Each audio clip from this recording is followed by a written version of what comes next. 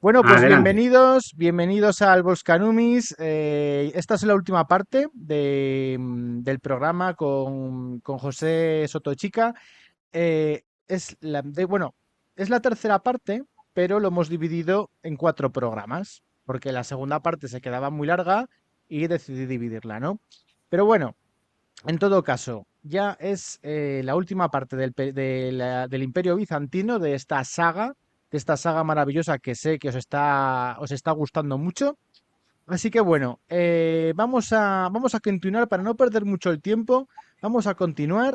Venga, pues no sé si quieres decir alguna cosa, José, antes de empezar. Darle las gracias a todas las personas que nos están siguiendo, que están aprendiendo o disfrutando de la historia de Bizancio con nosotros. Solamente eso.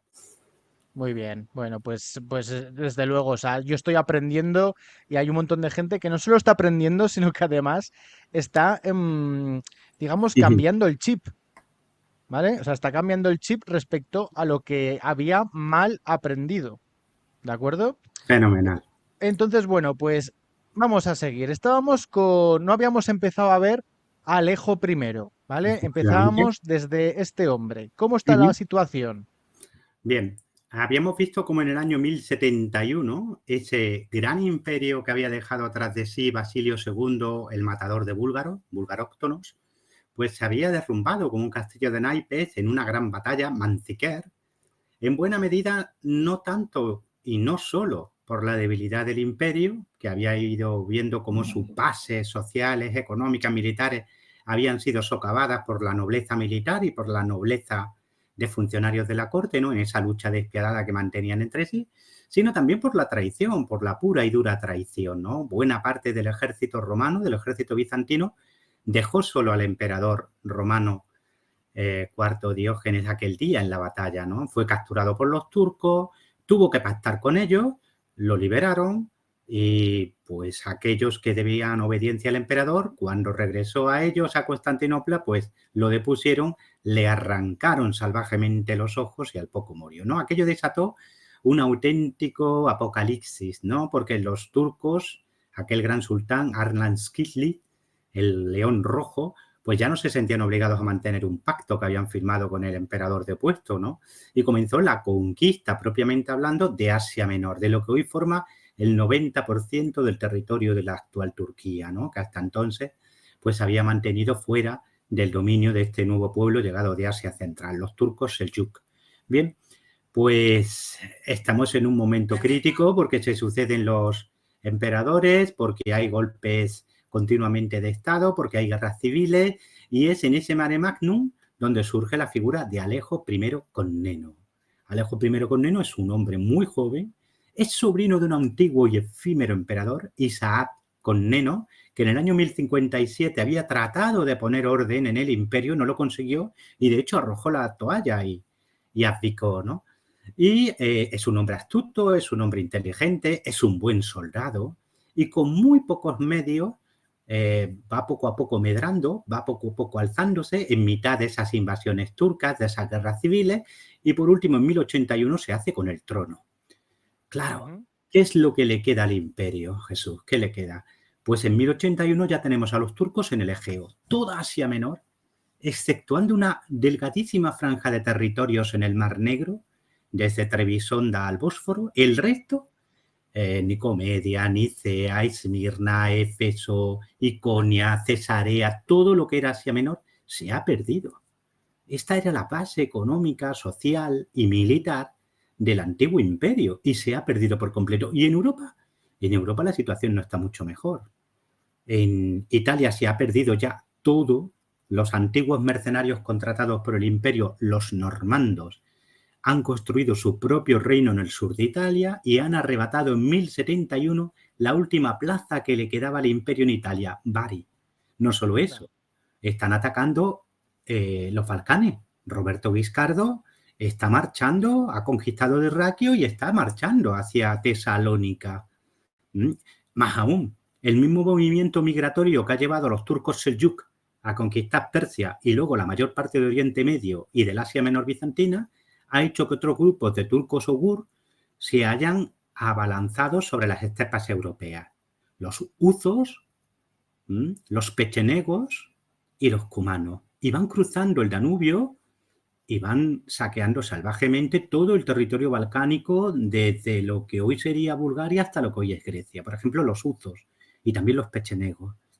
De manera que la situación que tiene Alejo I es muy difícil, es muy complicada. El tesoro está arruinado y el ejército está reducido a unos pocos miles de hombres.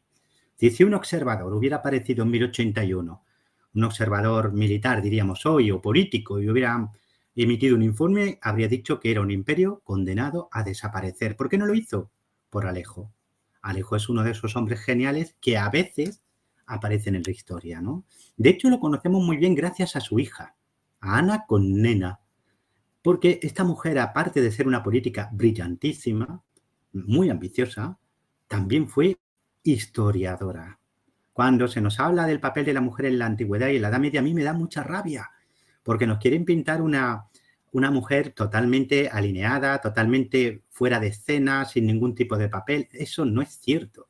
Yo podría enumerarte ahora más de 100 mujeres en la Edad Media que fueron médicos, profesoras de universidad, políticas, emperatrices, guerreras. Ana Comnena es una de esas mujeres. Y fue también historiadora, además de política, además de aspirante al trono del imperio, porque durante unos años la heredera al imperio fue ella. Luego nació su hermano Juan, con el que siempre mantuvo una disputa a muerte y quedó en un segundo plano. Pero nos dejó la biografía de su padre, La Alexiada, que es un libro delicioso en la que Ana nos cuenta la historia de su padre y de su época. Bien. Sí, sí, bueno, por hacer algún apunte, a ver, ese libro lo podéis encontrar en cualquier, en cualquier lado, ¿vale? Sí que es verdad que es una delicia. Yo lo he empezado a leer hace poquito, el libro de esta señora, y la verdad es que son estos testimonios, ¿no? Que parecen que parece que pasa desapercibido, pero cuenta un poco un periodo no muy largo de la historia, pero un periodo muy importante. Y luego una cosa, esos turcos, Sí, esas tribus que sí. pasan Los por huzos, el los Danubio, pechenegos, los cumanos, sí. ¿estos también tienen la religión musulmana No, o...? todavía ellos son todavía paganos. Los Seljuk se han convertido al Islam a finales del siglo X, en torno al año 1000, ¿vale? Pero ellos todavía no lo han hecho. De hecho, están en la misma situación, vamos a decirlo, religiosa, pues de los naimanos, de los queraitas, de los mongoles. Son pueblos de religión chamánica. La lengua es muy parecida, las costumbres y el estilo de vida nómada muy parecido, pero mantienen su vieja religión chamánica. Siguen teniendo una religión basada en la concepción de un mundo lleno de espíritu, donde todo tiene espíritu, el agua, las rocas, los árboles, y donde hay un gran, vamos a llamarlo así, ser superior que es Tangri o Tengri, el cielo eterno, ¿no? De hecho, los cumanos, aunque están muy turquicizados, realmente están emparentados con los magiares, con los húngaros, ¿vale? Son del grupo urofinés. Pero los uzos y los pechenegos, que son los primeros en llegar, son turcos, llegan a lo que hoy son los Balcanes, generan muchos problemas, pero siguen siendo paganos, siguen siendo chamanistas, ¿vale? Vale, vale, vale. Bueno, pues continuemos. Bien, pues está en la situación de Alejo. ¿Qué problemas tiene Alejo? Pues primero supervivencia pura y dura. Ha llegado al trono después de un auténtico juego de tronos contra otros candidatos al trono imperial, ¿no? Que va dejando en el camino, pero enfrente tiene enemigos externos tan poderosos como los pechenegos, como los normandos y como los turcos seljuk. Claro, con un tesoro vacío, sin apenas ejército. Lo primero que hace es buscar aliados. El primer enemigo al que tiene que enfrentar, que está amenazando la supervivencia, son los normandos de Roberto Guiscardo. Tienen barcos, tienen hombres. ¿Con qué puede enfrentarlos? Él no tiene ni flota ya. Pues tiene que echar mano de una antigua posesión bizantina que seguía reconociendo de jure al imperio, pero que realmente era independiente desde el año 698. Venecia. Concede a Venecia un montón de privilegios comerciales, privilegios aduaneros, a cambio de que le preste su ayuda, su flota, en la lucha contra los normandos. Gracias a esto y a la Guardia Varega es un cuerpo de 6.000 hombres que guarda al emperador, que está reclutado fundamentalmente entre escandinavos, noruegos, daneses, curonios, suecos, pueblos bálticos y pueblos escandinavos, pero también entre los rusos de la Rus de Kiev, ¿no? De la antigua Rusia, ¿no? Y gracias a la disciplina y a la lealtad de este cuerpo, a su habilidad estratégica y el apoyo de Venecia, pues va a conseguir al final vencer a los normandos. Primera victoria. Bueno, Sí. bien. Una victoria en un momento muy difícil, consigue mantener a los normandos al otro lado del canal de Otranto o del estrecho de Otranto que divide, ¿no? Que separa a Italia de Albania y de Grecia. Bien, segunda victoria. Los pechenegos. Los huzos primero, pero sobre todo los pechenegos han cruzado el Danubio y están saqueando las tierras balcánicas, que es lo último que le queda al imperio realmente, porque Asia Menor se ha perdido, ¿vale? Sí. Tiene muy pocas tropas, ha conseguido una victoria sobre los normandos, pero la situación es crítica y en 1092 el propio Alejo obtiene una gran victoria en el territorio de lo que hoy es Bulgaria, en Lubonium o Lebunium, sobre los pechenegos. Es una victoria de tal magnitud que no solo da muerte a miles de guerreros pechenegos, sino que captura también a miles y miles de guerreros pechenegos que inmediatamente alista a su servicio. Necesita guerreros y dice, bueno, estos 10, 12, 15.000 pechenegos que he tomado cautivos después de mi gran victoria, los alisto directamente en el ejército bizantino, en el ejército romano. Y una pregunta. Todos estos que alista, claro, es como, esta gente también tiene que cambiar el chip, ¿no? Porque han sido enemigos durante, digamos que mucho tiempo y de repente a formar parte de un ejército ajeno, pues digamos que no debe ser mucho de su gusto, ¿no? Sí, pero esta va a ser una de las características de Alejo. No solo es un gran general, sino que es un político brillante que sabe atraerse a su causa a antiguos enemigos. Fíjate que un dato que os voy a dar. El que va a convertirse en su mano derecha se llama Asouk y es un turco selyuk que crece Anda. como cautivo en su corte, y va a ser un hombre importantísimo durante su reinado y la mano derecha de su hijo Juan Calominos, Juan el Bueno, durante todo su reinado, Asouk. Es decir, la capacidad que tiene Constantinopla, la corte imperial, los emperadores de este periodo, que son los comnenos, de conseguir que antiguos enemigos, ya sean normandos, ya sean antiguos cruzados, ya sean turcos, ya sean pechenegos, de convertirse en gente muy fiel a su causa, es sorprendente. Esto es una de las características del imperio bizantino que hereda de Roma. Son imperios que, como no se basan ni en la etnia ni en la lengua, sino en la idea de un imperio universal, son capaces de integrar a todo el mundo. Los propios Comnenos, el propio Alejo, era nieto de un antiguo guerrero valaco que llegó, valaco es lo que hoy sería Rumanía, que entró al servicio de Basilio II Bulgaróctono, se destacó como soldado, recibe tierras en Asia Menor y mira tú dónde termina su nieto, siendo emperador. Esa capacidad que tiene Bizancio para integrar gente que cultural, étnica, lingüísticamente no tiene nada que ver con él, es una de sus mejores características como imperio. Es una idea, la idea de Roma, la idea de lo universal, la idea de que tú, seas quien seas y vengas de donde vengas, puedes tener un puesto en ese imperio porque es un imperio que tiende o que quiere integrar a toda la especie humana bajo un emperador que sigue considerándose Cristo en la tierra. Vale, vale, vale. Sí, sí, sí. Evidentemente sí que es verdad que es una característica de la Roma bueno, occidental, como si dijéramos, ¿no? De la Roma que conocemos todos, que tenemos en mente, que esa Roma, pues es verdad que cuando conquistaba un territorio ejercía un papel bastante integrador en muchos aspectos, ¿no? Pero claro, estamos en una época en la que Alejo primero lo tenía bastante más difícil que muchos de sus antecesores, ¿no? Y consiguió por el tema de los venecianos y luego por la gran derrota de todos estos, ¿no? ¿Sí? Consiguió pues darle un poquito la vuelta a la situación, porque luego ya le queda el último, los de la tierra del Rum, ¿no? Los Sí, de no sé yo. los Claro. Seljuk. Ahora le queda esa tarea, que es la más importante. Ha Exacto, conseguido exacto. vencer a normandos y pechenegos que le estaban amenazando en Europa. Ahora tiene que volverse a Asia. Aquí hay una cosa que le favorece. El gran imperio Seljuk de Arslan Kizlik, o Kili Arslan, el león rojo, se ha desintegrado en multitud de pequeños sultanatos. Todos están emparentados, todos son primos, para entendernos, ¿no? Ujú. Todos rinden pleitesía al sultán principal que está en lo que sería Persia, en Irán, en Irak, ¿no? En Mesopotamia y en Persia, ¿no? Pero digamos que se han desgajado en una miriada de pequeños señoríos, de pequeños emiratos. En concreto en Asia Menor ahora tenemos a los Danismen, que están en la zona norte, estaría el sultanato del Rum en el centro, estaría el sultanato de Cacha en Esmirna, en fin, aparecen distintos señoríos. Claro, Alejo dice, voy a tratar de aprovechar esa división, apoyándome en unos, atacando a otros, para ir reconquistando Asia Menor, ¿no? Una Asia Menor donde los turcos seguían siendo una pequeña minoría, donde la inmensa mayor parte de la población pues eran griegos, eran armenios, etcétera, etcétera. Bien, aunque ha conseguido victorias, su situación interna no es tampoco la mejor. Económicamente el imperio ha quedado muy dañado, los privilegios que ha dado a los comerciantes venecianos debilitan aún más el tejido, hoy diríamos industrial, comercial del imperio.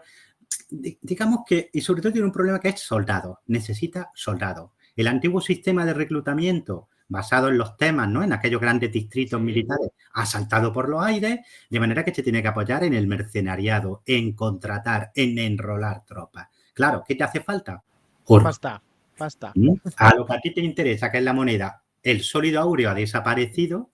Los últimos sólidos dignos de ese nombre fueron acuñados en época de Miguel, si no me falla la memoria, VII Ducas, ¿vale? De hecho, se le llamaba Migueles. Y se acuña una nueva moneda de oro, pero con una ley bastante menor, ¿vale? A veces del 50% solamente. Se llama Besante. Uno de los nombres por los que se conoce es Besante, ¿vale? Bien.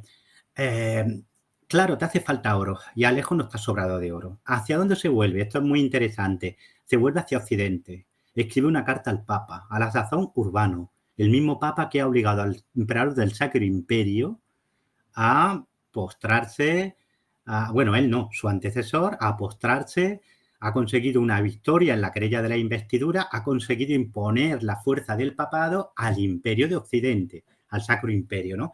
Y Alejo le escribe una carta en la que le reclama que haga un poco de intermediario y que le envíe, hombre.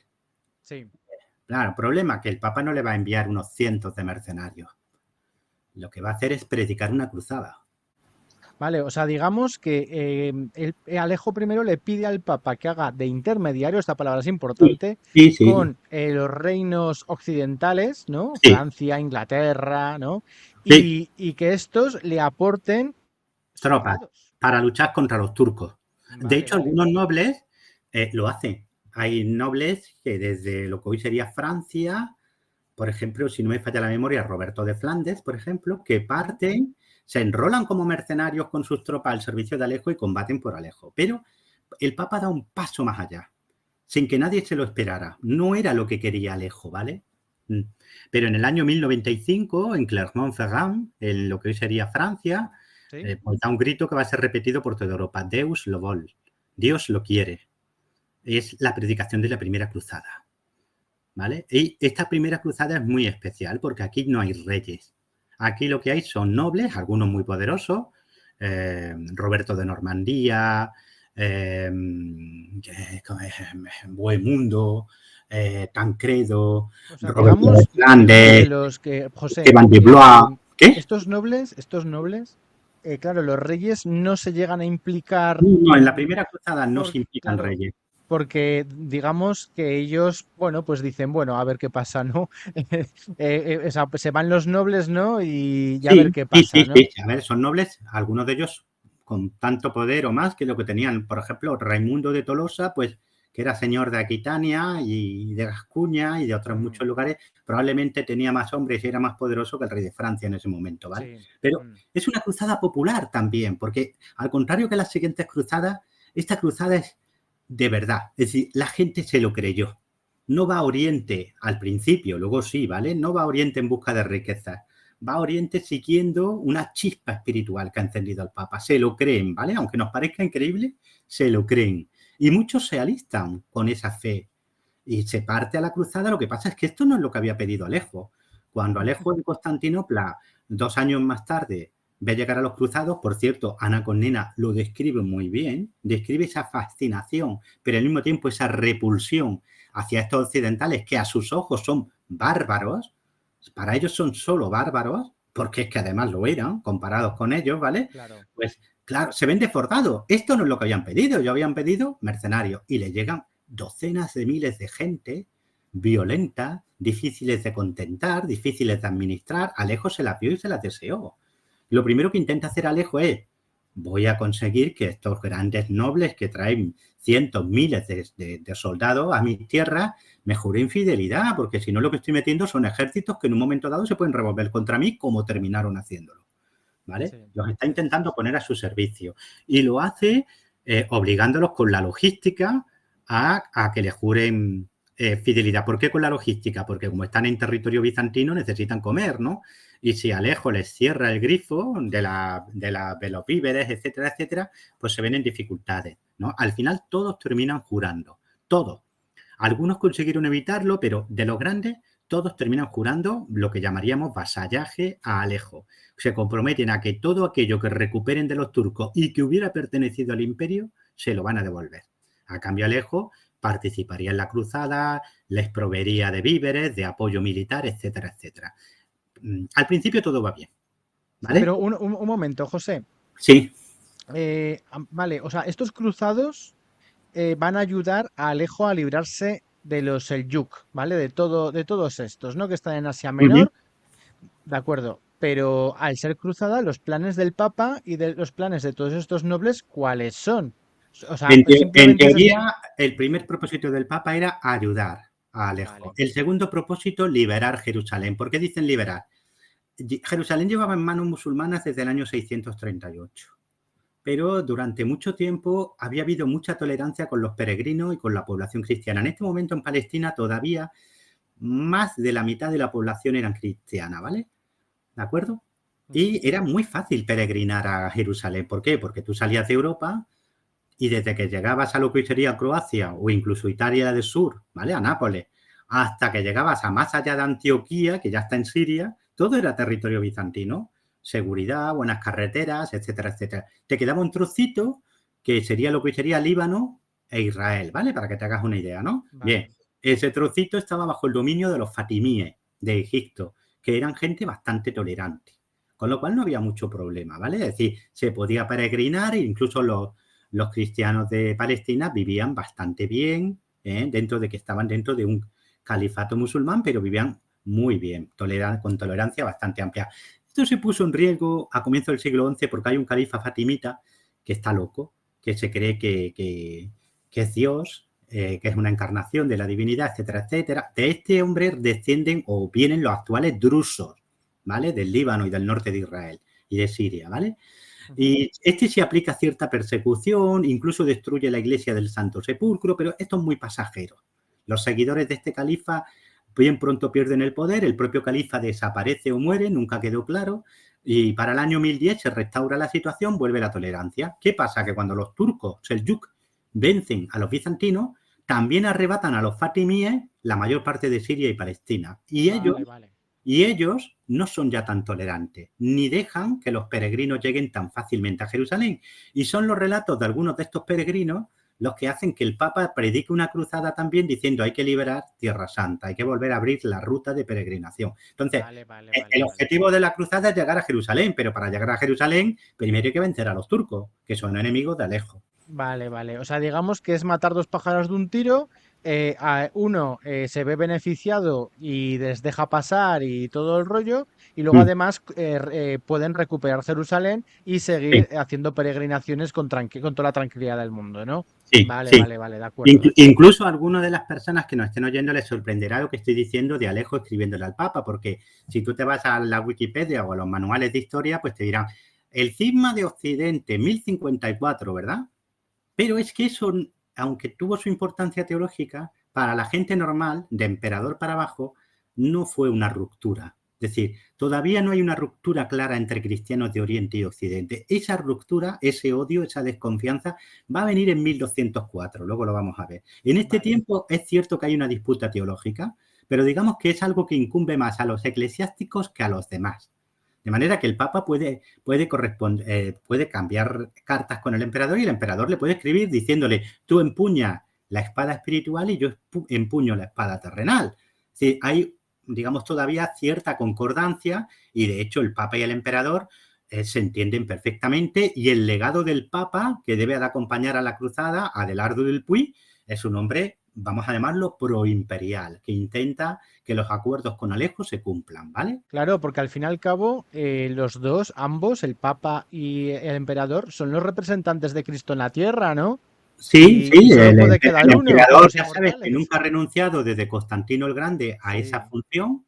Estamos hablando del emperador de Oriente. En lo del Sacro Imperio es otro rollo, entre comillas, ¿vale? Sí, aunque en determinados momentos, por cuestiones de fuerza o de interés político, el emperador de Constantinopla reconozca al otro emperador, esto es puntual.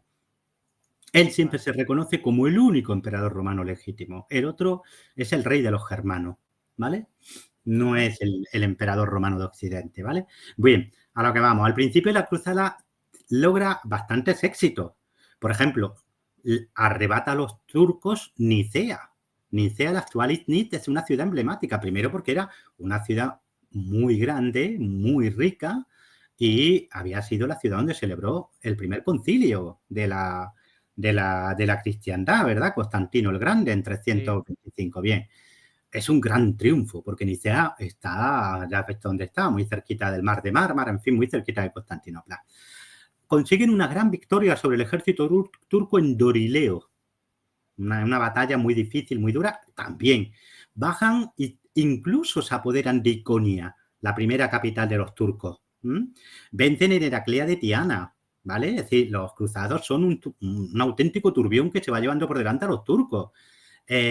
Pasan por lo que es la Cilicia, donde allí sí, había también y reconquistan bastantes ciudades. Y por último, en un asedio durísimo, se apoderan de Antioquía, una gran ciudad que había estado bajo el imperio hasta el año 1085, solo 10 años antes, ¿vale?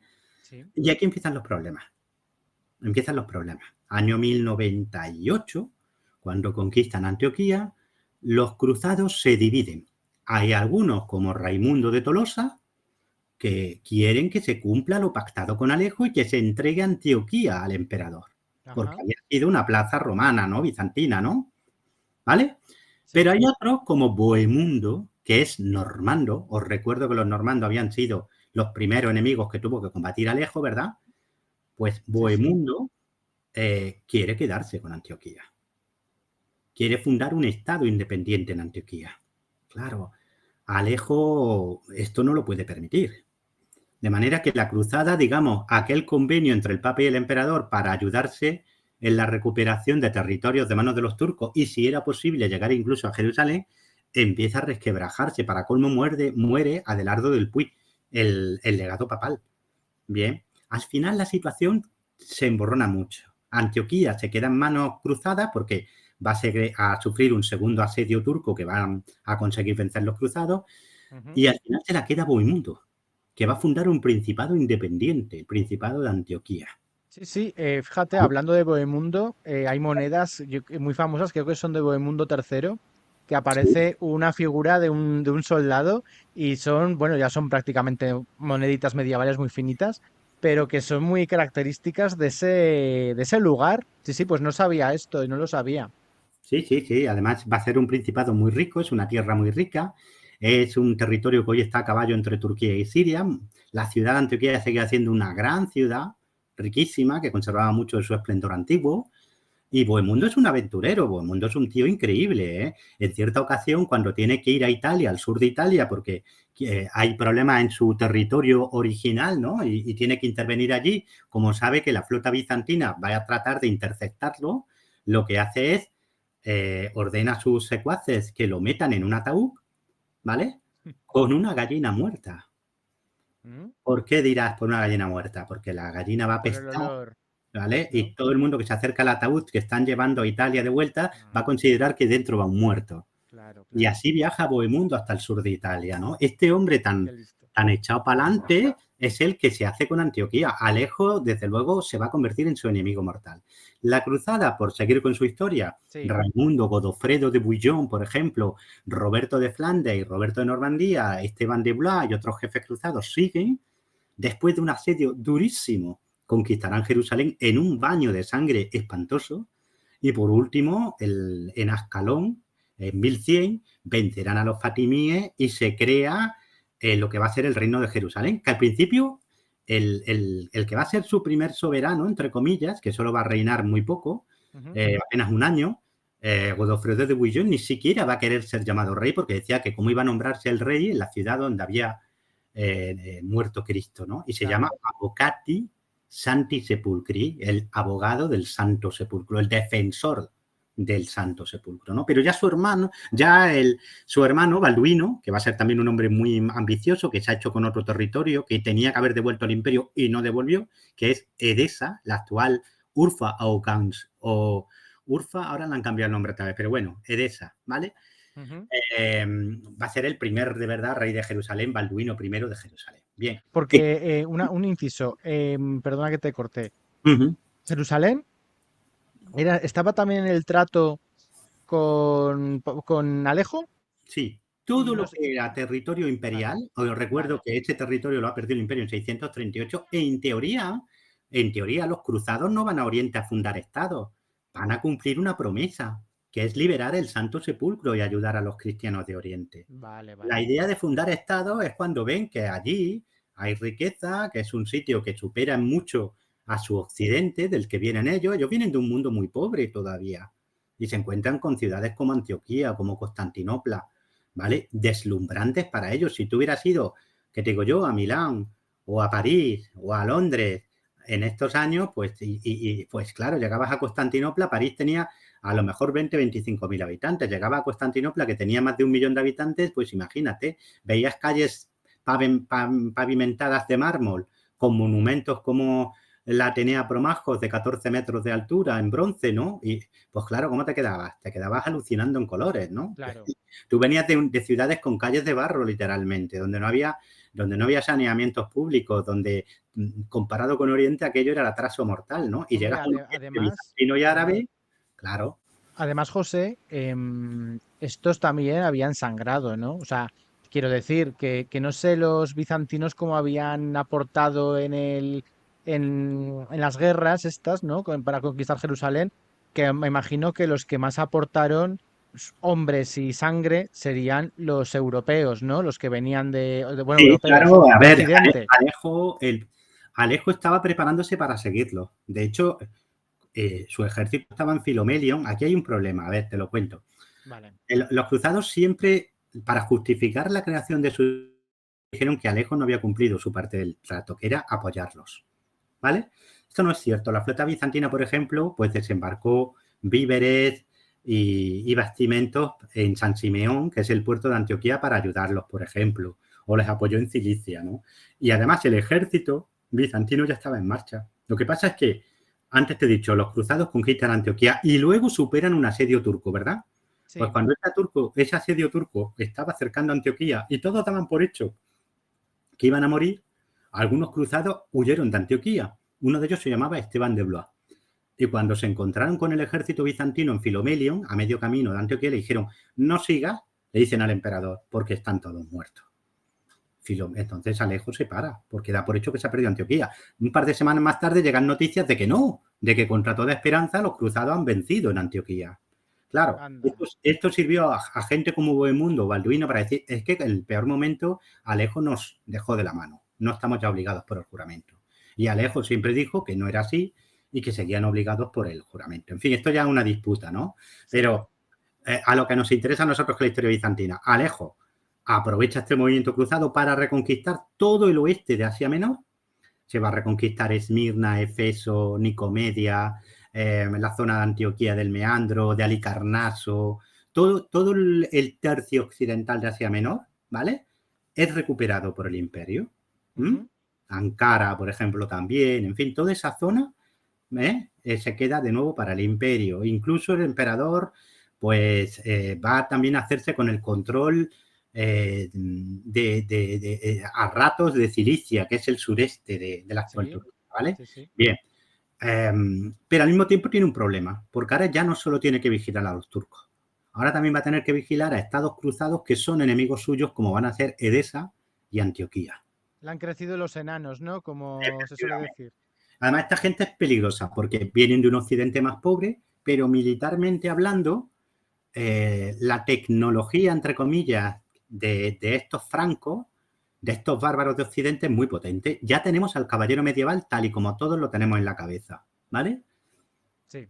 Es el de las películas de la Edad Media, este es ya, ¿no? Con su doble cota de malla, con su yelmo, cargando con la lanza en ristre. Este es ya el caballero de esta época, finales del siglo XI, siglo XII, ¿vale? Poquito a poco irá evolucionando todavía más, pero digamos que es un enemigo a tener en cuenta, ¿vale? Sí, sí, sí. La obra de Alejo sigue hasta 1118 en que muere.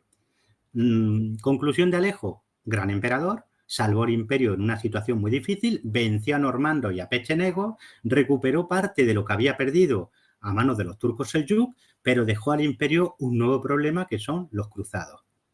Claro, estos cruzados, además del Reino de Jerusalén y lo de Antioquía, qué más cosas hicieron allí? ¿Qué más territorios? Pues Raimundo de Saint-Gilles, que se había mantenido fiel al emperador, pues terminaría con el tiempo haciéndose con un condado que es el de Trípoli, a grosso modo, para que se me entienda, lo que hoy es Líbano, ¿vale? Ujú, Entonces, habría 4 grandes estados cruzados. Edesa, lo que hoy sería la frontera de Turquía y Siria, con Irak, ¿vale? sí, Antioquía, en lo que hoy sería la frontera de Turquía y Siria, Trípoli, en lo que hoy es Líbano, y el Reino de ujú, Jerusalén, que ocuparía todo lo que hoy es Palestina e Israel, más parte de lo que hoy es Jordania, ¿vale?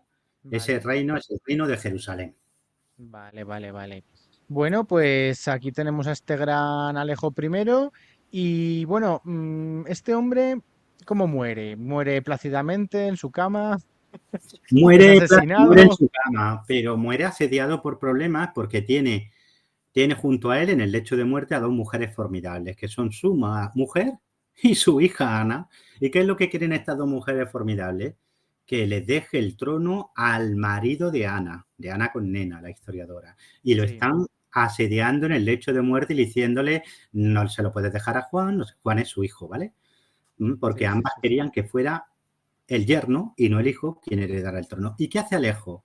De forma secreta, sin que lo vea ni su mujer ni su hija, le entrega el sello a uno de sus hombres de confianza para que se lo entrega directamente a su hijo. Su hijo entra, acabo de recordarlo, y cuando ves a su padre que de forma muy discreta le desliza el sello, el anillo imperial, ¿vale? Y Juan rápidamente se presenta ante los varegos y se hace con el control del palacio y Ana pierde la partida, ¿vale? De hecho, tanto ella como su marido se van a dedicar a partir de entonces a ser historiadores. Brienio, que era su marido, y ella van a ser 2 magníficos historiadores. Y quien va en contra de su madre y en contra de su hermana, pero siguiendo el dictamen de su padre, es Juan. Juan va a ser uno de los mejores emperadores de la historia bizantina. Vale, bueno, pues menos mal que ella se quedó con los libros y él se quedó con el imperio, porque, Sí, sí, sí, bueno, no, y no bien. sabemos qué hubiera pasado al revés. No, bueno, él no hubiera quedado, no le hubiera sido historiador, No, pero no lo eh, sabemos. pues no lo sabemos, pero ella no sabemos cómo habría sido de gobernando, ¿no? No, no lo Em, sabemos. Era una mujer muy entonces, inteligente, desde luego. claro, claro, pero oye, y del marido que dices que también fue historiador, ¿ese se Él no conserva quería alguna ser cosa? emperador. No, no, él no quería ser emperador. Era su mujer quien quería ser Sí, sí, emperador. pero se conserva, no, historiador, Sí, historiador. sí, tiene la historia, la puedes leer, además está editada y traducida por el Centro de Estudios Bizantinos, ¿vale? La historia de Brienio. Y la de Ana Él. también la tenía en español, ¿vale? Ah, Brienio. vale, vale. O sea, ¿Vale? no solo existe la de ella, sino que además existe la de él. Sí, sí, sí, sí, claro, sí, sí, la tenéis. Anda. De este periodo conservamos muchísimos textos y muchos de ellos el Centro de Estudios Bizantinos de Granada los ha ido traduciendo al español, otros están por traducir, pero digamos que es una época muy rica en documentación, ¿vale? Lo Y sabemos todos. hablarían muy bien de su sobrino, ¿no? O su De, Ale- de no, su hermano, no, dice, de su hermano. de su hermano Juan, no, no habla muy bien. Ella no. Él sí, él no habla mal. Él era un tipo simpático, pero claro, su mujer era de armas tomar, ¿no? Claro. Como la mujer de Esteban de Blois. Esteban de Blois tiene una mujer, Adela, eh, Adela, creo que era Adela de Vermandois, que era su mujer. No, Adela de Normandía. Y cuando el pobre Esteban de Blois deserta de la cruzada y dice, yo me vuelvo a mi casa, estoy harto de cruzada, ¿vale? Deja Antioquía y se vuelve para cruzar todo el mundo hasta Francia. Y cuando llega a su condado, a Blois, su mujer le dice, ¿qué haces aquí? Pues nada, que me he vuelto de la cruzada. No, no, no, no, no, ¿qué van a decir de nosotros, nuestros vecinos? Tú te vuelves. Esto es divertidísimo, pero lo cuentan en sus cartas, los dos, ¿sabes? Adela y Esteban. Tú Sí, te sí, vuelves sí. ahora mismo para Oriente. Y el pobre Esteban se tiene que dar la vuelta y volver a Jerusalén y terminaría muriendo en Ascalón en 1100 combatiendo a los fatimíes. Esto es una historia real y la conocemos por los protagonistas, por Adela y por Esteban de Blois. O sea, por ambos, ¿no? Sí, sí, sí, sí. Sí, sí. El mundo de la Edad Media no era tan diferente del nuestro. La gente era como nosotros. A veces se nos olvida, ¿no? Como, hombre, los condicionamientos culturales, religiosos están ahí, ¿no? Pero digamos que es que las cosas eran más complejas porque eran cosas relativas al ser humano, ¿no? Y Juan igual, Juan Calomino, Juan el Bueno, Juan el Negro, que son los dos nombres que le van a dar porque era muy moreno, va a ser un magnífico emperador, ¿vale? Va a convertir Bizancio de nuevo en un imperio próspero. Si su padre lo ha salvado, él lo va a convertir en una potencia próspera económicamente hablando. Para contrabalancear a los venecianos, se apoya también en otras repúblicas marítimas italianas, Amalfi, Pisa, Génova, a las que concede privilegios también comerciales en un intento por aminorar la importancia de Venecia. ¿Vale? Va a conseguir también imponerse a pueblos balcánicos que estaban buscando, entre comillas, su independencia como los serbios. Va a enfrentarse a los húngaros. Hungría se está convirtiendo en un gran reino, no solo en la Hungría actual, sino que ocupaba también todo lo que hoy es Eslovenia, Croacia y buena parte de Bosnia y de Rumanía, ¿no? Y se va a enfrentar a los húngaros, los va a vencer, etcétera, etcétera, ¿vale? Y, por supuesto, va a continuar luchando contra los turcos. Va a reconquistarles muchos territorios en Asia Menor, ¿vale? Y lo otro que va a hacer Juan también es poner orden en las cruzadas, porque las cruzadas van a seguir llegando, ¿eh? Vamos a tener la segunda cruzada, vamos a tener también algunos movimientos cruzados independientes que no nombramos como cruzadas, pero que hacen que miles de personas vayan desde Occidente hacia Oriente y causen problemas. Y Juan va a saber administrar estos movimientos cruzados y de alguna manera ponerlos al servicio del imperio, ¿vale? Sí, sí, sí, sí. No, no, a ver, muy... o sea, de repente en 100 años o en menos ha Uh cambiado -huh. la cosa, pero brutalmente. O sea, el Imperio Bizantino estaba al bordecito de caer directamente por tres frentes y de repente, pues en un plis plas, gracias a un buen emperador y a la fortuna, entre comillas, porque hay una parte que, bueno, puede ser fortuna y puede ser también lo que hemos dicho antes de que pueden crecer los enanos, ¿no? Pero Sí, bueno, dentro de lo que cabe, yo creo que ha salido bien. O sea, la sí, jugada ha sí, salido bien y este salió muy hombre, bien. claro, y este Salió muy hombre bien. pues ha conseguido, bueno, pues de alguna manera lo que su padre hizo, que fue volver a ampliar otra vez sus fronteras pues ir consolidando, ¿no? Digamos un poco, a ver, no vamos a compararlo, pero Trajano era el gran guerrero que llegó al máximo, ¿no? Y Adriano fue el que empezó a consolidar un poco eso, ¿no? Pues digamos que el hijo, pues es el continuador de la obra de su padre. Sí, la amplía, la fortalece. Económicamente, ya te digo, el imperio vuelve a ser una potencia. Navalmente construye una gran flota. El imperio vuelve a tener una gran flota, vuelve a ser la primera potencia naval del Mediterráneo. El ejército bizantino se convierte en un ejército profesional de primer orden, capaz de movilizar en una sola campaña 35, 40.000 hombres en un solo ejército. Para no depender solo de los mercenarios, tanto Alejo como Juan van a crear una noya, que es que se le ceden muchas tierras a determinado noble a cambio de que se presente armado como caballería pesada junto con un grupo de hombres al llamado del emperador. Son los pronoyarios, ¿vale? José, No es que el se ha sistema cortado, feudal. perdona, que se ha cortado un poquito cuando has dicho Sí, el nombre de lo que estaba... pronoya es como se llama el sistema. Yo te Sí. entrego a ti tierras y a cambio, cuando yo te llame, te presentas tú con un grupo de caballeros armados a tu expensas y te integras en el ejército imperial. A eso se le llama pronoyario, ¿vale? La Vale. pronoia no es exactamente el sistema feudal, occidental, pero tiene algunos rasgos comunes con él, ¿vale? O sea, está un poco entre los temas y el Sí, sistema feudal. exacto, bien, sí. Estaría a medio camino del soldado estratíota de los temas y del noble feudatario occidental que recibe tierras a cambio de fidelidad y de servicio militar, ¿vale? Claro, Algo porque se había intermedio. dejado el cascarón vacío, ese de Asia Menor, ahora que se ha vuelto a recuperar, no quieren caer en los mismos errores del pasado, pero actualizando el sistema, no volver atrás con el sistema de los temas, pero acercándolo un poquito a lo que es el sistema feudal occidental, ¿no? Digamos. Efectivamente. Estas Vale. son las mejoras que hace Juan. Juan va a morir, va a conseguir también que los príncipes de Antioquía, los príncipes cruzados de Antioquía y de Edesa, le juren fidelidad. Va a entrar en Antioquía teniendo como vasallo al príncipe de Antioquía, que no son buenos vasallos, ¿vale? Que no te puedes fiar de ellos, pero digamos que impone su autoridad de alguna manera política sobre estos estados cruzados de Oriente. Y hubiera conseguido su conquista definitiva. De hecho, conquistó, por ejemplo, Cilicia. Entonces, es decir, va a establecer un arco de tierra. Ahora mismo el Imperio Bizantino es un arco que va por el Mar Negro, todos los territorios costeros al Mar Negro, desde Trebisonda, desde lo que hoy es Georgia, luego Sí. el tercio occidental de Asia Menor, ¿verdad? Y luego seguiría por la costa del Mediterráneo hasta el Tauro y Cilicia, ¿vale? Que la va a conquistar para el Imperio Juan, ¿vale? Va a someter a los principados armenios y a algunas ciudades todavía en poder de los turcos y las va a convertir en parte del imperio. Va a llegar hasta Antioquía, ¿de acuerdo? Y hubiera seguido, porque tenía fuerza y capacidad para ello, pero en un accidente de caza se equivoca al coger una flecha y coge una flecha envenenada, se hace una herida en el dedo y muere. Muere en O sea, coge, 1143. o sea, se equivoca de flecha, coge una flecha envenenada. Sí. Y eh, se corta con el filo de la flecha y como la flecha estaba emponzoñada, pues Sí.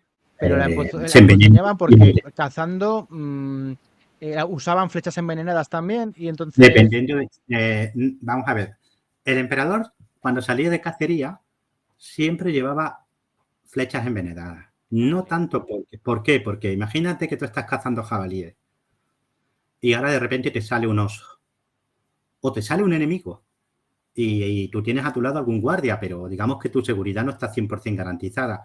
En un momento dado puedes echar mano de una flecha emponzoñada con un veneno potentísimo y el oso está muerto o ese asesino que ha salido de entre las ramas del bosque, pues lo matas de un flechazo, ¿no? Con un solo rasguño.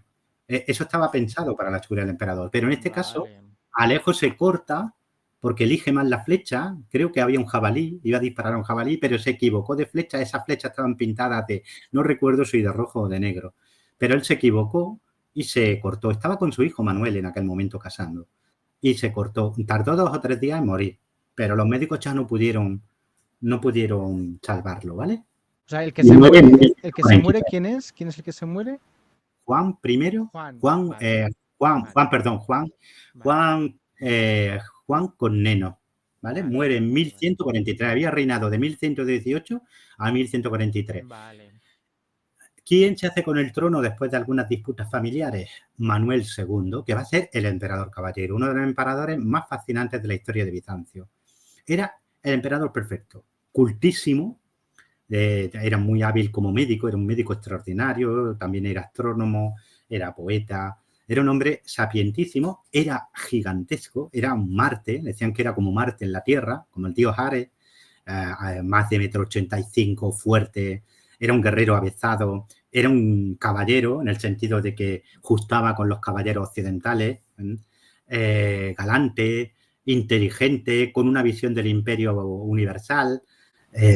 Claro, Vamos, que ni Hollywood que había creado un protagonista tal. Manuel es perfecto excepto por una cosa, está fuera de su tiempo. Él sueña con un imperio universal y por lo tanto va a llevar al imperio a un estrés que ya no tiene recursos para eso. Porque él quiere estar en todos lados. Quiere seguir, mientras que su padre se había concentrado en dos cosas. Mantener a Hungría dentro de los límites, es decir, que Hungría no me coma territorio en los Balcanes. Dos, ir recuperando territorio de los turcos e imponer mi hegemonía a los cruzados. Asia Menor tenía que ser el centro de mi política, porque Asia Menor hay que recuperarla. Esa era la política de Juan. La política de Manuel, en todos lados.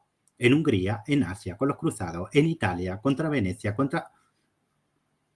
claro, es demasiado pollo para tan poco arroz, ¿no? Como dicen en mi tierra, ¿vale?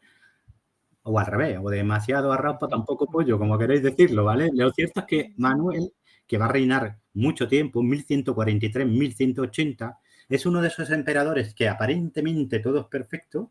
El imperio tiene un despliegue de poder y un despliegue de magnificencia increíble. Culturalmente hablando, es una época brillantísima. Es el segundo humanismo bizantino. Si tú ves las pinturas de esta época, te queda, como diciendo, esto es de 1150, pero sí parece un fresco italiano de 1400, ¿vale?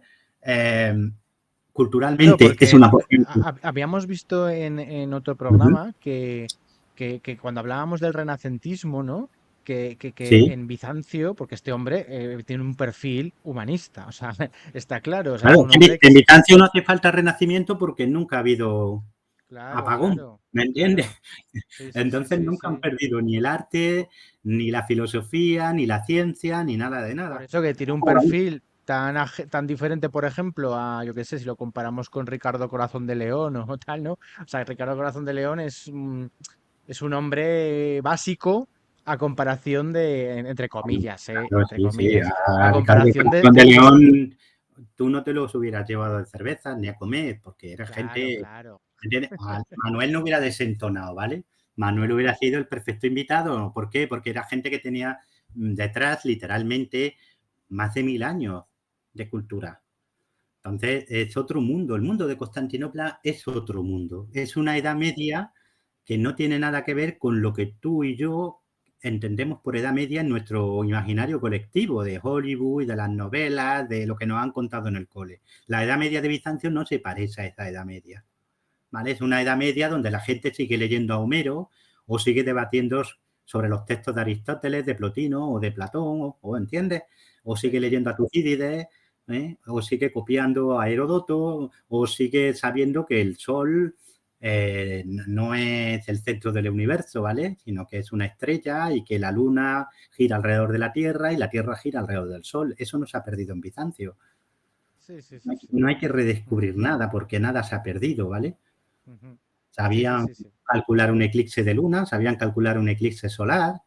Sí, todo eso sigue allí. Yo cuando lo comentaste las otras veces, claro, yo me estaba alucinado, porque por ejemplo el tema de las pinturas, o sea, claro, porque te imaginas siempre esas pinturas medievales, ¿no? Bastante poco equilibradas a nivel realista.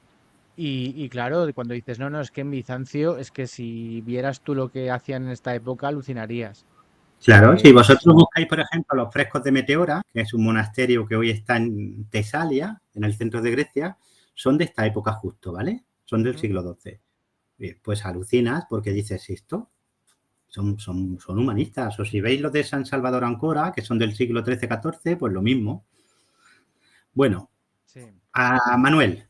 Manuel desangra al imperio. Es decir, la fachada es alucinante. Constantinopla está en su máximo esplendor. Tiene 1.100.000 habitantes. Es una ciudad deslumbrante. Es el centro del mundo. La flota bizantina sigue dominando el Mediterráneo.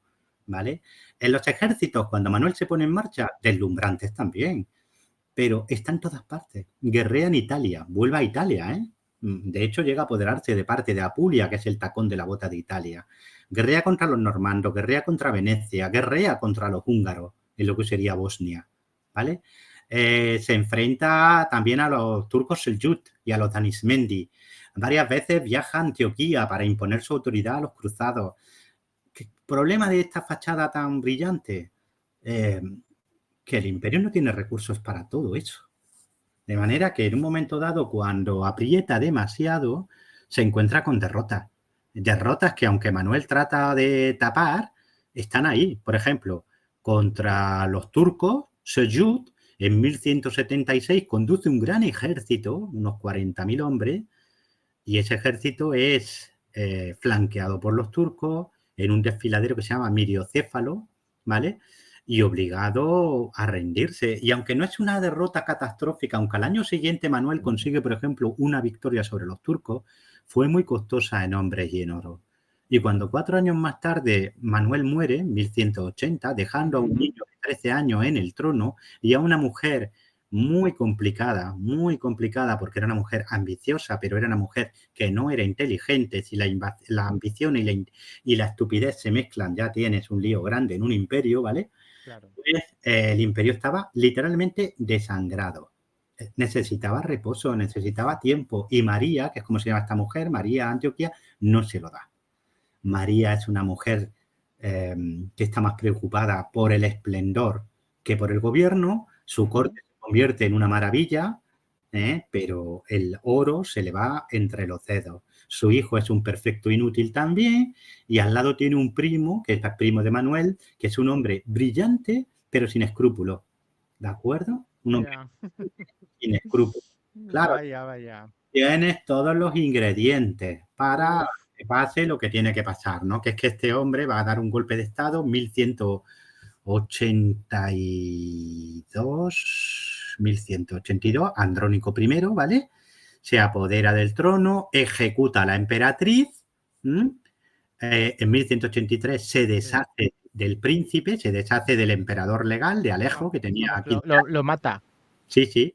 Ah, Y él lo primero que hace va a ser desencadenar una matanza brutal contra los latinos de Constantinopla. La gente odiaba a los latinos porque desde que llegó 100 años antes Alejo al trono, había cedido a los venecianos, a los pisanos, a los amalfitanos, él y Juan y Manuel, buena parte de la economía del imperio. sí, sí.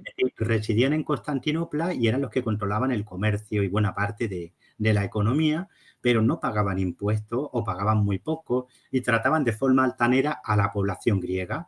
Pues nuestro político, nuestro emperador Andrónico, como buen político, como si fuera un político del siglo XXI, lo que hace es atizar ese odio, ¿vale? Ese odio, ese temor, y Sí. consigue hacerse así con el trono. Pero claro, como has atizado tanto el odio, tienes que satisfacerlo.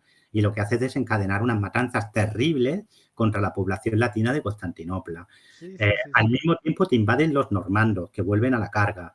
Llegarán a saquear Tesalónica en 1185, la segunda ciudad del imperio. Y al mismo tiempo tienes a los turcos en Asia Menor, en fin. La situación no es muy buena y Andrónico, en vez de ponerse a hacer lo que debería de haber hecho, que es gobernar, pues se dedicó 2 años a represalias, a fiestas y a despilfarrar el poco oro que se tenía. No hubiera sido mal emperador si se hubiera dedicado a gobernar, pero se dedicó a otras cosas y en 1185 hay un golpe de Estado, un segundo golpe de Estado, y llega al trono Isaac Ángel, que el pobre no quería ser emperador, pero como habían ido a su casa los hombres de Andrónico para matarlo, pues se echó a la calle gritando. Al final terminó en Santa Sofía y lo coronaron emperador muy a su pesar, pero era la única manera de salvar la vida, la salvó. Quitaron de en medio a Andrónico, que lo mataron de una forma atroz en el hipódromo, ¿vale? Todavía se celebraban carreras de cuadrigas en el hipódromo, y al final Madre mía. empieza una nueva dinastía que son los Ángelos. Oye, ¿se puede saber por curiosidad qué le pasó a este hombre en el hipódromo? Pues lo torturaron durante varios días, le cortaron un brazo, le amputaron un brazo, ¿vale? Y le arrancaron un ojo, lo sometieron a todo tipo de vejaciones y de torturas, y en última instancia llegaron incluso a clavarle una espada por el ano, ¿vale? En fin, Vamos, que le tenían ganas, ¿no? Le muchas, tenían... muchas, porque el Sí, sí, mismo sí, pueblo sí. que lo había jaleado y que lo había llevado al trono, pues ya sabes que el pueblo se suele cansar pronto de sus propios tiranos. Ujú. Y cuando Isaac Ángel se hace con el trono, pues si cae en desgracia, todo el mundo recordó que había matado a la emperatriz, que había matado al emperador niño, en fin. Sí, Eh, sí. lo mismo Oye, que habían aplaudido, al final pero, terminaron. pero claro, este Isaac, ¿cómo se llama? Isaac Isaac primero Ángel, Isaac Ángelo, Ángel. Ángelo. Este hombre que huyó del sitio donde estaba, ¿no? Y que acabó en Santa Sofía. O sea, fue una especie de carrera hasta huyendo hasta, Sí, sí, hasta Santa buscando Sofía. sagrado, buscando asilo, y al final él Ah, salió de su casa gritando, luchando contra los guardias que habían ido a buscarlo para ejecutarlo, para llevarlo delante de Andrónico, y al final, azares del destino, pues termina sí, siendo sí. O emperador. sea, era además un buen luchador. O sea, tendría también su gente, claro, por Era un supuesto. hombre extraño, Isaac era un hombre extraño, tenía cualidades y tenía defectos, y ambos eran graves. Es decir, las cualidades eran muy buenas, era un hombre valiente, era un hombre arrojado, pero era un hombre bastante necio en cuestiones de gobierno. Entonces, Vale, los vale. años de Ángel van a ser un poco extraños. 1185, 1190 y algo, 1195, acabo de recordarlo. Va a tener muchos problemas. Va a conseguir, por ejemplo, vencer a los normandos y devolverlos de nuevo a Italia, pero se le van a sublevar los búlgaros y los serbios, por ejemplo. Va a empezar a perder el control de los Balcanes. Y los turcos seljúk van a aprovechar todo esto para seguir expandiendo en Asia. Y, por supuesto, los cruzados ya se olvidan de Bizancio. Bizancio ya te está pasando por unos años muy complicados y los estados cruzados ya no le están prestando pleitesía a Bizancio, ¿no? Claro. Al mismo tiempo, estamos en tiempos de la tercera cruzada ya, ¿vale? La tercera cruzada es la de Ricardo Corazón de León. Y en esa cruzada, por ejemplo, el imperio va a perder Chipre, que había sido previamente perdido por una revuelta interna, pero que se pierde definitivamente porque Ricardo lo conquista, ¿vale? Es una época extraña, ¿no? Donde el imperio no es ya una potencia de segundo orden, pero digamos que va camino de serlo. Claro, porque es que además le parece como que cuando empiezan las familias imperiales, en cuanto empiezan a hacer estas locuras, ¿no? De cargarse al tal, a la mujer, a no sé qué, y empezar a hacer como excentricidades, la otra pues se va de fiesta o tal. Parece como que los demás huelen, ya huelen huelen que esto ya no es lo de antes, ya no es Sí, claro. algo importante, que se cuida, que se hace grande con cabeza, ¿vale? No con conquistas por conquistar, con cabeza y tal, ¿no? O sea, parece que lo huelen todo Claro, esto. mira, los estados no solo tienen leyes, los estados tienen también convenciones, tienen también costumbres. Cuando alguien pisotea todo eso, al final abre una puerta que no puede cerrar. Es decir, si tú eres una persona indigna, si rompes las convenciones morales que una civilización o un imperio ha establecido, las rompes para siempre, también para ti. Es decir, si tú ejecutas de forma salvaje al emperador, probablemente terminarás de la misma manera porque ese respeto místico que había por el emperador ya se ha roto. Si tú incumples la ley, pues probablemente tus leyes también serán incumplidas. Si tú no mantienes ciertas normas de decoro, probablemente tampoco las mantengan contigo cuando llegue el momento, ¿no? Esto es así, ya se ha dado 1000 veces a lo largo de la historia universal, pero nunca aprenden. Nunca aprenden. No sé por qué, pero Bueno, los cualquier gobernantes parecido con la realidad es mera es coincidencia. pura coincidencia, como siempre. A lo que vamos. Isaac es depuesto por su propio hermano. No ha conseguido poner orden en el imperio, los búlgaros se le han sublevado, los serbios se le han sublevado, en Asia las cosas no van bien, la tercera cruzada ha pasado por encima del imperio literalmente, creándole muchos problemas internos, porque los cruzados cuando van a Oriente se dedican a saquear al imperio. No se comportan como buenos cristianos, ¿no? Entre comillas, ¿vale? Sino todo lo contrario. Tratan a la gente, por muy cristiana que sea, como si estuvieran ahí para surtirlos, ¿no? Es decir, saquean aldeas, incendian ciudades. El imperio lo pasa mal. Y fruto de este malestar es que el propio hermano de Isaac, Alejo, lo depone, le saca los ojos y lo mete en una celda. ¿De acuerdo? El sobrino huye a Occidente. El hijo de Isaac huye a Occidente. Y este va a ser el que ponga en marcha una cosa que llamamos Cuarta Cruzada, porque va a estar dando vueltas por las cortes de Europa pidiendo ayuda para liberar a su padre ciego que ha sido depuesto y al final va a recibir ayuda. Se va a poner en marcha una cruzada, ¿vale? Una cruzada que tenía que ir a Jerusalén, pero que como los cruzados necesitan ir, tienen que pagarse pasaje. ¿A quién le pagan el pasaje? A Venecia. Y en Venecia hay un personaje fascinante, Enrico Dandolo. Es un señor que tiene 90 años, que está ciego, pero que sigue controlando la política veneciana. Es el Dogo, el Dux. Y tiene un rencor muy grande contra Constantinopla. Algunos dicen porque en su juventud fue allí cegado por orden de Manuel. Otros porque se la tenía jurada por cuestiones comerciales. Fuera lo que fuera, ofrece pasaje a los cruzados. Pero como los cruzados no pueden pagarlo, les dice, vale, pues me lo vais a pagar sirviendo a Venecia como mercenario. Todo esto de forma muy simplificada, ¿vale? No es que lo exprese así, Sí. estoy diciendo lo que termina haciendo. Primer objetivo, Zara. Zara es una ciudad de la costa de Dalmacia, ¿vale? Era una ciudad que era del rey de Hungría, que es cristiano y además ha tomado la cruz. Y aún así los cruzados, siguiendo los dictámenes y los deseos de Venecia, saquean Zara, una ciudad cristiana. El Papa los excomulga Y aún así, los venecianos y los cruzados siguen ¿hacia dónde? Hacia Constantinopla, porque este sobrino del emperador, el hijo de Isaac, ¿vale? El emperador que ha sido depuesto, quiere usarlo para recuperar el trono de su padre. Y Venecia está en el Teresa y van a Constantinopla, 1203, y empiezan a asediar la ciudad. Al principio no lo consiguen. Las luchas por la ciudad son durísimas, pero la Guardia Varega, ¿te acuerdas de aquellos vikingos al servicio del imperio? Sí, sí, sí. Siguen siendo duros luchadores. Y los cruzados y los venecianos, por mucho que lo intentan, no consiguen romper las defensas.